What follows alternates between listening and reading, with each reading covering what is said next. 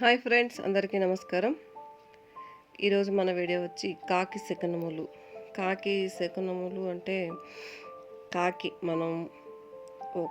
మనకి ఒక్కసారిగా తన ముక్కుతో మేతను కానీ కట్టెను కానీ కరుచుకుని కుడి నుండి ఎడమకు ఎగిరి వచ్చినచో ధనలాభం కలుగును.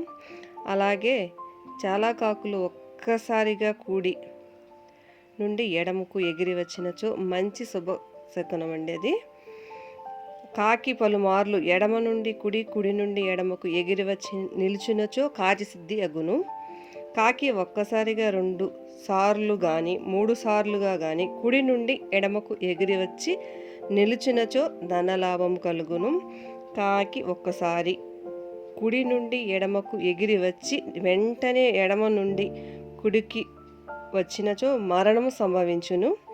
2 కాకులు 2 పర్యాయములు అంటే 2 సార్లు కుడి నుండి ఎడమకు వచ్చి నిలిచినచో దరిద్రము కలుగును, కార్యహాని కూడా జరుగును. కాకి శకునము గృహము వద్దనే చూడవలెను, కాకులు సంభోగము చూడరాదు. అట్లా చూచినచో 10 నెలల్లో మరణము సంభవించును. ఆ దోషము పోవుటకు శాంతి జపము చేయవలసిందిగా ఉంది.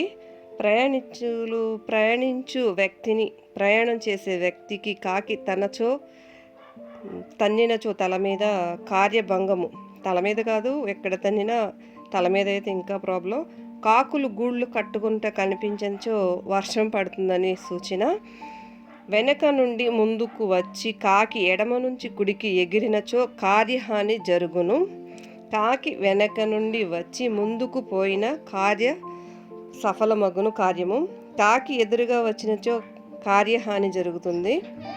చాలా దూరము కాకి కుడి నుండి ఎడమకు వచ్చినచో ఆ కార్యము నెరవేరుటకు చాలా టైం పట్టుతుంది.